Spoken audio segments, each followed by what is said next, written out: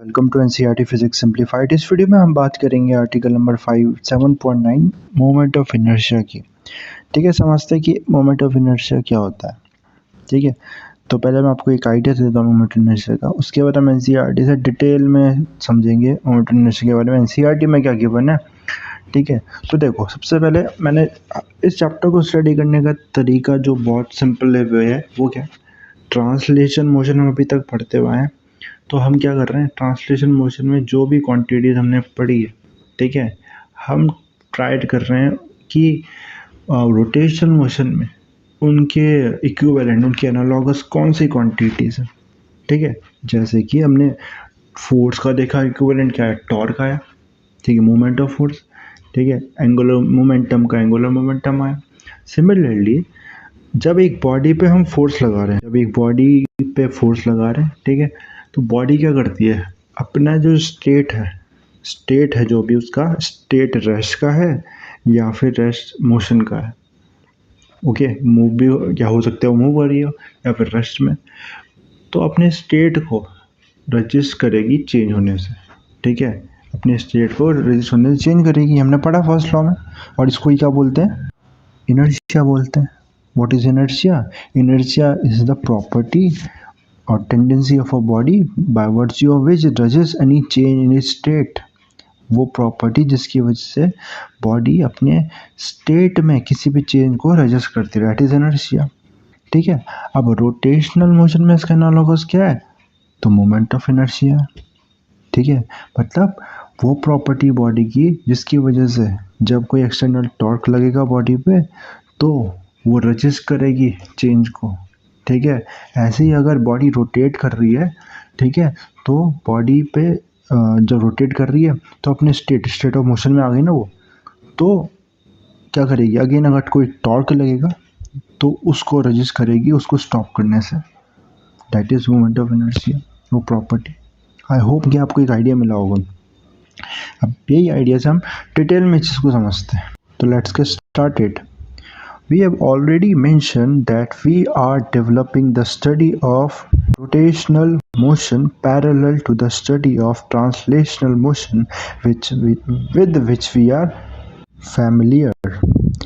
We have yet to answer one major question in this connection. What is the analog of mass in rotational motion? तो मैंने अभी ये चीज़ समझाई आपको, इस तरह से स्टडी करें तो मास का एनालॉगस क्या है। ठीक है, we shall attempt to answer this question in the present section. To keep the discussion simple, we shall consider rotation about a fixed axis only. ठीक है, तो हम rotation about fixed axis की बात करेंगे। ठीक है, axis fix है, वो मूव नहीं करेगी। ओके, ताकि हमारी डिस्कशन सिंपल है। ठीक है, ओके, तो ये हमें पता नहीं, हम यही करते हैं जब भी पहले चैप्टर, हमेशा फिजिक्स के पहले चैप्टर का जो क्लास 11 है उसको अच्छे से पढ़ा करो। ठीक है, उसको एक बार अच्छे से पढ़ना चाहिए आपको, उसमें यही बात हमने सीखी है। हम क्या करते हैं, चीज़ों को सिंप्लीफाइड वे में लेते हैं पहले। ठीक है, और भी बहुत सारी जो कॉम्प्लेक्स कंडीशन नहीं लेंगे। ठीक है, जो प्रैक्टिकल कंडीशन है, सिंपल कंडीशन लेंगे। ठीक है, उसके बाद सिंपल कंडीशन में हमें समझ में आ जाएगा जो मेन चीज़ हमें समझनी है। उसके बाद उसमें कॉम्प्लेक्सिटीज़ है जो, और कॉम्प्लेक्स सिचुएशन जो है, और जो एडिशनल फैक्टर होंगे उसको ऐड ऑन करते जाएंगे। तो सिंपल केस हमने लिया। Let us try to get an expression for the kinetic energy of a rotating body. Rotating body की काइनेटिक एनर्जी फाइंड आउट करने की कोशिश करते हैं। ठीक है, फिर से क्या करें, फिर से देखो वही करते हैं, जो कंपेयर करते हैं रोटेशन मोशन को ट्रांसलेशन मोशन से। काइनेटिक एनर्जी एक ट्रांसलेशन, एम मास की बॉडी है, बी उसकी वेलोसिटी है, लीनियर वेलोसिटी, उसकी काइनेटिक एनर्जी क्या होती है, हाफ एम वी स्क्वायर होती है। ठीक है, अब रोटेशनल मोशन में इसका एनालॉगी क्या होगा, इसका एनालॉग, ठीक है, इसकी इक्विवेलेंट क्या होगा, हाफ। ठीक है, हाफ हो जाएगा यहाँ पर। ठीक है, अभी हम आगे देखेंगे यहाँ पर क्या आ जाएगा। ठीक है, जो मास की जगह जो क्वांटिटी आएगी वो आई आएगी। ठीक है, this is moment of inertia, और वी की जगह क्या आ जाएगा, क्योंकि अब रोटेशन मोशन की तो ओमेगा स्क्वायर की बात की है। इसमें देखो एक दूसरे अप्रोच से चल रहा है, उसको भी हम देखते हैं, मैंने डायरेक्टली आपको बता दिया। ठीक है, now we know that for a body rotating about a fixed axis each particle of the body moves in a circle with linear velocity. ठीक है। तो जब बॉडी रोटेट कर रही है तो हमने पहले देखा था ना, ये स्टार्टिंग में देखा था कि हर एक जो पार्टिकल है बॉडी का, जो भी पार्टिकल है, जैसे कि हम इस तरह ऐसे करके डायग्राम था स्टार्टिंग में देखना चैप्टर में, तो हर एक पार्टिकल अपनी एक वेलोसिटी से एक सर्कल में revolve, P1 particle V1 velocity से, फिर दूसरा पार्टिकल कहीं होगा, ठीक है, वो P2 पार्टिकल V2 वेलोसिटी से, ठीक है, रोटेट कर रहा होगा, लीनियर वेलोसिटी रोटेट कर रहा होगा, ठीक है। Now for a particle at a distance from the axis, the linear velocity is vi r omega। तो ये हमें पहले से क्लियर है, लीनियर वेलोसिटी और एंगुलर वेलोसिटी में क्या रिलेशन है, तो v is equal to r omega, ठीक है। वेक्टर में देखें तो v is equal to r cross omega, ठीक है। इसमें तो r क्या है, ये जो डिस्टेंस है, रेडियस है, जिस रेडियस में ये जो पार्टिकल है वो रिवॉल्व कर रहा है, ठीक है। और ओमेगा एंगुलर वेलोसिटी है, वो सबके सारे पार्टिकल के लिए सेम है। लीनियर वेलोसिटी वेरी करेगी क्योंकि डिस्टेंस वेरी करेगा सब पार्टिकल्स का। तो kinetic energy of the motion of the particle is, तो काइनेटिक एनर्जी क्या हो जाएगी, हाफ mv² हो जाएगी। ठीक बात है ये, ठीक है। आई जो है वो मतलब जनरल बात की है किसी भी एलिमेंट के लिए, ओके। और v की वैल्यू हमें पता मैग्नीट्यूड वाइज r ओमेगा है, तो हमने जस्ट पुट कर दिया v की जगह r ओमेगा, तो हो गया r² ओमेगा स्क्वायर। ये भी बहुत सिंपल सी बात है। फिर mi is the mass of the particle. The total kinetic energy k of the body is then given by the sum of the kinetic energy of the individual particle. तो total kinetic energy क्या होगी, scalar quantity है ना energy, तो ठीक है, तो बस ऐड कर दो, ये एक पार्टिकल की वजह से था, सारे पार्टिकल वजह से सम कर दो, उनका समीशन कर दिया, i 1 से n तक पार्टिकल है, सम कर दिया, हाफ बाहर आ गया यहाँ पर, ये आ गया summation mi ri omega ri² omega square, ठीक है, n नंबर ऑफ पार्टिकल्स है। ओमेगा सारे पार्टिकल के लिए सेम है, तो ये भी समीशन के बाहर आ जाएगा। ओके, इतनी बात क्लियर हो गई, समीशन के बाहर आ गया ओमेगा भी, ठीक है। अब देखो यहाँ से अगर आप कंपेयर करो काइनेटिक एनर्जी को लीनियर मोशन से, जब ट्रांसलेशन मोशन हो तो हाफ mv², ठीक है, तो हाफ है, ठीक है। और यहाँ पर ओमेगा की v की जगह ओमेगा v² की जगह ओमेगा स्क्वायर अंडरस्टूड है, ये लीनियर वेलोसिटी या एंगुलर वेलोसिटी। मास का जो रोल था ना वो कौन प्ले कर रहा है, ये क्वांटिटी प्ले कर रही है, और इसको हमने नाम दिया मोमेंट ऑफ इनर्शिया। मास का रोल, मास का क्या रोल था, वो इनर्शिया था, इनर्शिया मास पे डिपेंड करती, mass is the measure of the inertia, okay. तो जितना ज़्यादा मास होगा उतना रजिस्ट करेगा मोशन को, ठीक है, रजिस्ट करेगा स्टेट को, अपनी चेंज को। वही रोल यहाँ पर कौन प्ले कर रहा है, this summation of mi ri², this, तो the product of the mass of the particle multiplied by the distance in which it is the distance or the radius in which it is revolving, उसका square करेंगे और सारे सबको ये सम कर देंगे, तो हमें मिलेगा मोमेंट ऑफ इनर्शिया। ये क्वांटिटी है, ओके। आई यहाँ से क्या आ गया, summation i1 to n and mi ri², okay. तो ये काइनेटिक एनर्जी यहाँ से कि हाफ की आई ओमेगा, तो कितना बढ़िया तरीके से यहाँ पर डिस्क्राइब किया एनसीईआरटी में, okay. Now note that the parameter I is independent of the magnitude of the angular velocity, ठीक है। तो जो आई है, आई हम साफ साफ देखते हैं, आई का तो मैग्नीट्यूड ही है, क्या ओमेगा पे डिपेंड कर रहा है, ऑब्वियसली बात है नहीं कर रहा है, ओमेगा पे डिपेंड नहीं कर रहा है, ठीक है। तो मोमेंट ऑफ इनर्शिया किसी भी बॉडी का क्या होगा, फिक्स होगा, ओके। नाउ इस okay, it is a characteristics of the rigid body and the axis about which it rotates. इस पर डिपेंड करेगा किस एक्सिस पे रोटेट करेंगे, ठीक है। तो अभी वो आगे हम देखेंगे, ठीक है। उस पर हमें थ्योरम से पढ़नी है कुछ, parallel axis theorem, perpendicular axis theorem, axis पर डिपेंड करेगा, ठीक है। इस बात पे डिपेंड नहीं करेगा कि वो एंगुलर वेलोसिटी क्या है, बट इस बात पे डिपेंड करेगा कि जैसे कि अगर देखो क्या करता हूँ, ये डिस्क है, डिस्क को ना अगर मैं सेंटर से एक एक्सिस ले रहा हूँ, इससे रोटेट कर रहा हूँ, तो उसका कुछ मोमेंट ऑफ इनर्शिया आएगा, ठीक है। और जब मैं क्या करूँगा, इसको साइड से यहाँ रोटेट कराऊँगा, तब मोमेंट ऑफ इनर्शिया लगाए, तो एक्सिस चेंज होने से मोमेंट ऑफ इनर्शिया चेंज हो जाएगा, okay. Now compare equation 7.35 for the kinetic energy for rotating body with the expression for the kinetic energy of linear motion। ये हमने किया, कंपेयर कर रहा है यहाँ पर मास का रोल जो प्ले कर रहा है वो moment of inertia. We have already noted the analogy between angular velocity and linear velocity. It is then evident that parameter moment of inertia is the desired rotation analog of mass। तो omega V के analog है, ये हमने समझ लिया। Angular velocity linear velocity के analog in rotation motion. Similarly mass के analog कौन सा पैरामीटर है, तो हमने देख लिया अभी, मोमेंट ऑफ इनर्शिया है। Okay, in rotation about a fixed axis the moment of inertia plays a similar role as mass does in linear motion। तो moment of inertia वही रोल प्ले करता है जो mass प्ले करता है linear motion में। This is the key point। Okay, now we now apply the definition to calculate the moment of inertia in two simple cases। दो simple cases ले करेंगे और बाकी जो cases है वो हमें याद रखने, ठीक है। अलग अलग बॉडीज का अलग अलग moment of inertia को अलग शेप का, ठीक है। Consider a thin ring of radius capital R and mass capital M, rotating in its own way around its center with angular velocity omega। Okay, तो ये रिंग है हमारी, दिस इज ऑफ m मास और ये r radius में revolve कर रही है, ठीक है। ओके, अब क्या करते हैं हम रिंग को स्मॉल मास एलिमेंट में डिवाइड करते हैं, बहुत सारे small mass, very small mass element divided dm में, ठीक है।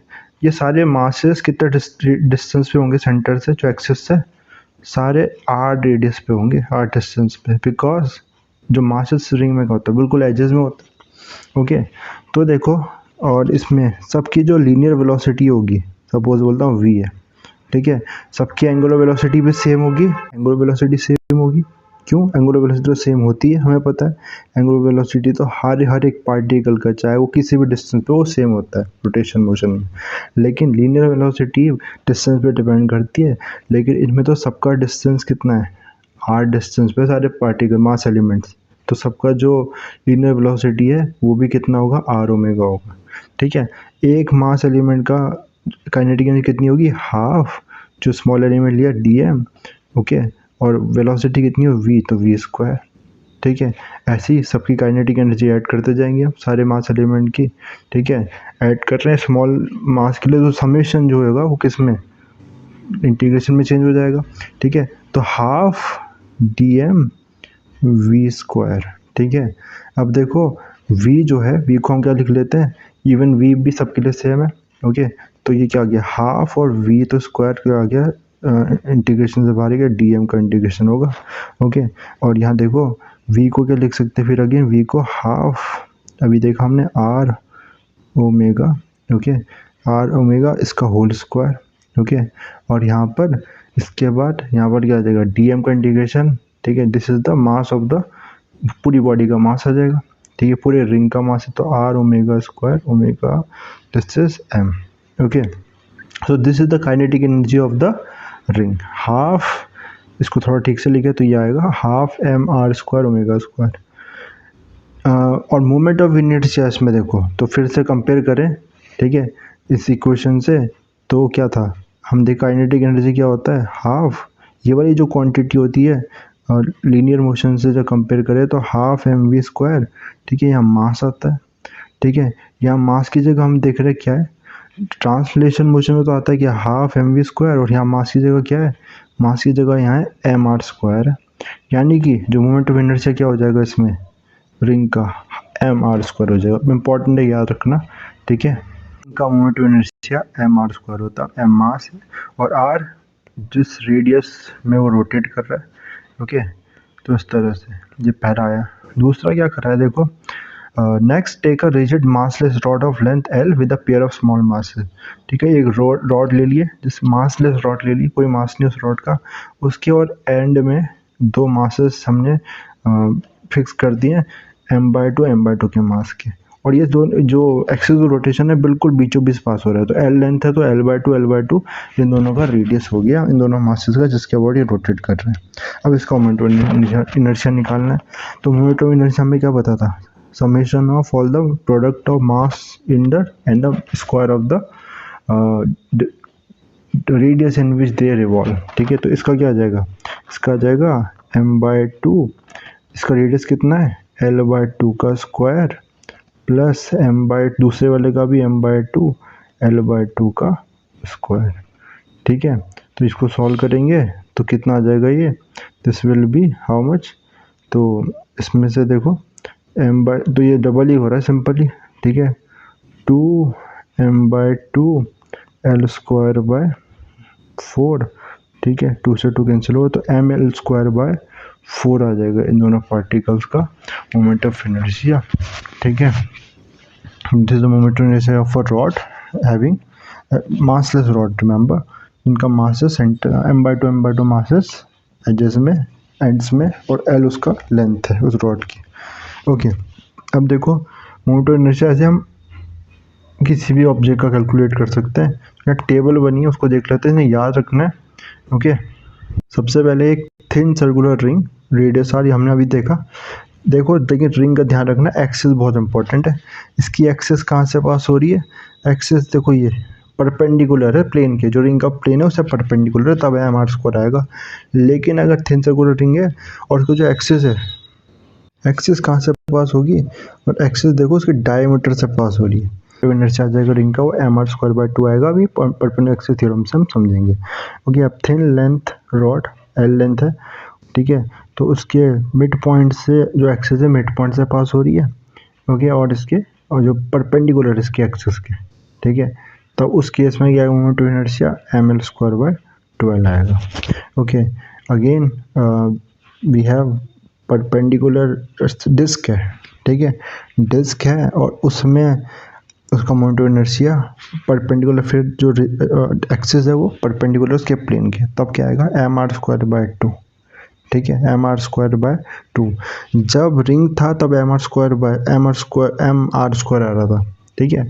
डिस्क है ना, ऐसा मान सकते हैं कि उसका जो मास डिस्ट्रीब्यूशन है पूरी रिंग में डिस्ट्रीब्यूटेड है, ठीक है, तो ये क्या आ जाएगा इसमें एम आर स्क्वायर बाय 2, उसका हाफ हो जाएगा रिंग के केस का, ओके।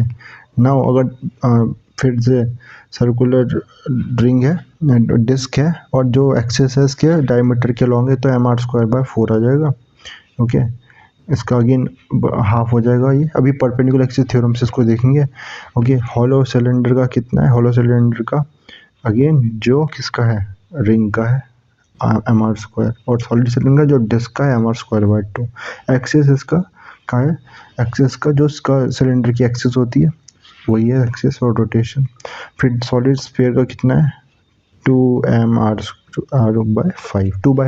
आर स्क्वायर, ठीक है। इसमें तो कोई भी एक्सिस सारी डायमीटर से ही पास होगी, हाँ डायमीटर से पास होनी चाहिए ऑब्वियसली, ठीक है, मतलब ये एजेस यहाँ से भी पास हो चाहिए, उसमें हम पहले एक्सिस थ्योरम लगा के उसको फाइंड आउट कर सकते हैं, ठीक है, ओके। इसके बाद आगे देखते हैं,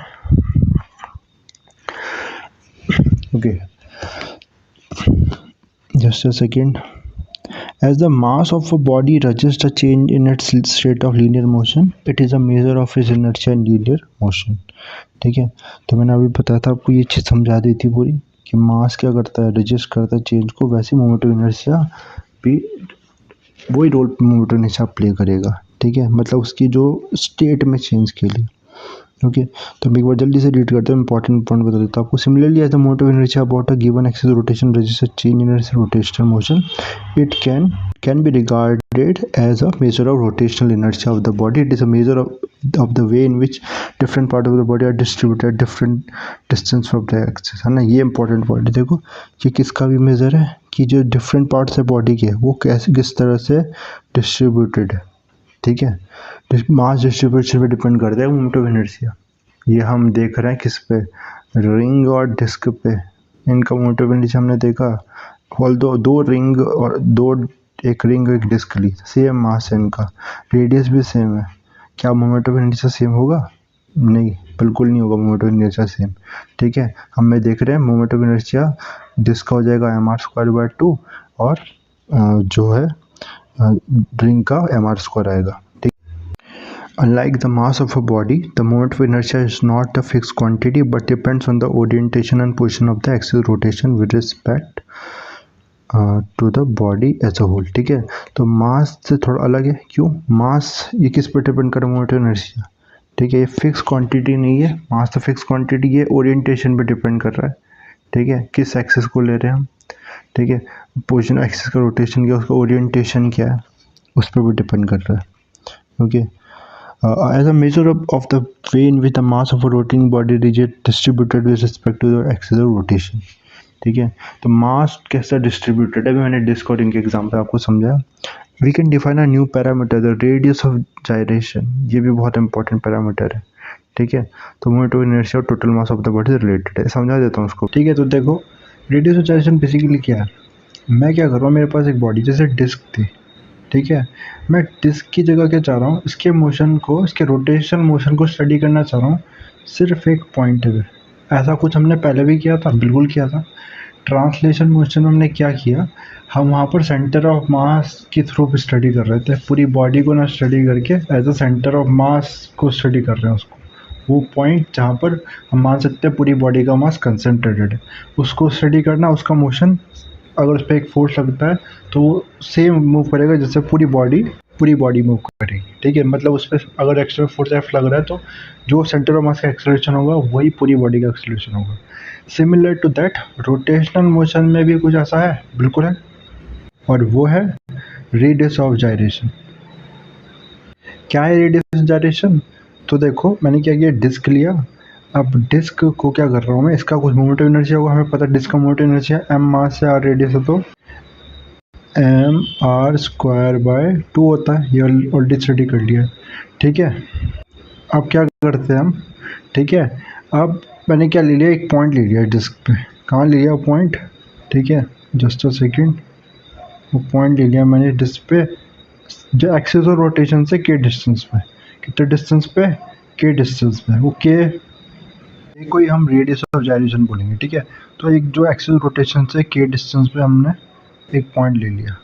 अब इस पॉइंट पे अगर मैं मान लूँ कि पूरी बॉडी, पूरी डिस्क का मास कंसनट्रेटेड इस पॉइंट पे. ठीक है, या इस डिस्क की जगह मैंने क्या ले लिया, एक पॉइंट ले लिया के डिस्टेंस पे, और इस पॉइंट का मास कितना है, पूरे डिस्क का मास है एम. ओके, अब मैंने मोमेंट ऑफ इनर्शिया निकाला इस पॉइंट का एक्सिस का अराउंड कितना है, एम के स्क्वायर. मैं क्या देखता हूँ, ये जो मोमेंट ऑफ इनर्शिया है ना, सपोज इसकी वैल्यू कितनी है, 10 है.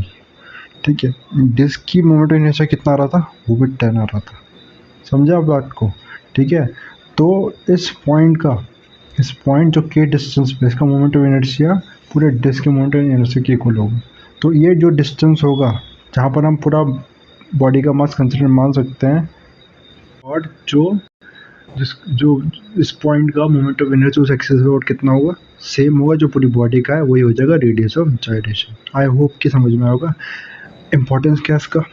इम्पोर्टेंस ये है, देखो सबसे पहली बात तो हम पूरे इस बॉडी के मोशन को डिस्क है इसकी जगह हम एक पॉइंट के मोशन से भी इसको स्टडी कर सकते हैं.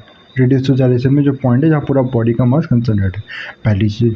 दूसरी चीज़ देखो, अब मुझे आंसर करो, अगर ये जो पॉइंट है ना, ये रेडियस ऑफ जायरेशन अगर ज़्यादा आ रहा है, ठीक है, मुझे बताओ डिस्क के लिए ना एम मास की डिस्क है, एम मास की रिंग है, रेडियस दोनों का आर है, एक्सिस रोटेशन सेंटर से परपेंडिकुलर सेंटर से. तो इसमें रेडियस ऑफ जायरेशन डिस्क के लिए ज़्यादा आएगा कि रिंग के लिए ज़्यादा आएगा. अगर आपने आंसर कर दिया ना, आप रेडियस ऑफ जायरेशन समझ जाओगे. ठीक है, तो देखो, तो इसमें देखो किसका किस पहले मोमेंट ऑफ इनर्शिया किसका ज़्यादा होगा. मोमेंट ऑफ इनर्शिया, सिंपल सी बात है, रिंग का ज़्यादा होगा क्योंकि एम आर स्क्वायर होता है. ये तो एम आर स्क्वायर बाय 2 होता है ना. जिसका क्या होता है, एम आर स्क्वायर बाय 2 से डिवाइड हो रहा है, मतलब रिंग का ज़्यादा है. अब इन दोनों को हटा के ना मुझे क्या करना पड़ेगा, पॉइंट मास, एक पॉइंट कंसिडर करना पड़ेगा जो इस डिस्क का मास एम और रिंग का मास एम, सेम एक्सिस रोटेशन है. ठीक है, अब देखो ये जो डिस्टेंस होगा K1 यहाँ पर K2, ठीक है, वो क्या आना चाहिए, एम K1 स्क्वायर किसके बराबर होना चाहिए, डिस्क के मास के. यहाँ पर एम K2 स्क्वायर किसके मास के बराबर होना चाहिए, उस रिंग के मास के. एम तो दोनों में सेम है क्योंकि सेम मास लिया था. K1 K2 कौन बड़ा होगा, K1 किसको बड़ा होना पड़ेगा, क्योंकि रिंग का मोमेंट ऑफ इनर्शिया ज़्यादा था इसलिए K1 K2 को बड़ा होना पड़ेगा. तो समझ रहे हो कि K2 बड़ा है K1 से. किस में मास डिस्ट्रीब्यूशन बाहर की तरफ है, रिंग में. ठीक है, तो रिंग मास डिस्ट्रीब्यूशन का आइडिया देगा ये, जिसका K ज़्यादा होगा उसमें हम पता चल जाएगा उसका जो मास डिस्ट्रीब्यूशन है वो बाहर की तरफ है, एक्सिस से दूर की तरफ है. आई होप बात समझ में आई होगी। ठीक है, तो इसमें यही चीज़ दे रखी है, एक बार रीड करके मैं आपको एक्सप्लेन कर देता हूँ। Notice from the table that in all cases we can write I is equal to mk square where k has about dimension of length। तो k dimension of length है, क्योंकि डिस्टेंस है ये basically for a rod about the perpendicular axis. निकालना कैसे, बहुत simple सी बात है। देखो क्या कर दो, आप क्या करो, जो भी मोमेंट ऑफ इनर्शिया है ना उसको एम के स्क्वायर के इक्वल रख दो, और यहाँ आई की वैल्यू जो भी होगा, जैसे कि अगर मैं इसमें किया ना, एक रॉड जिसका एल लेंथ है, ठीक है, तो उसका और परपेंडिकुलर एक्सिस जो है वो उसके साइड मिड पॉइंट से पास हो रही है। परपेंडिकुलर क्या आता है, उसके लिए फॉर्मूला क्या था इनर्शिया का, moment M L square by 12।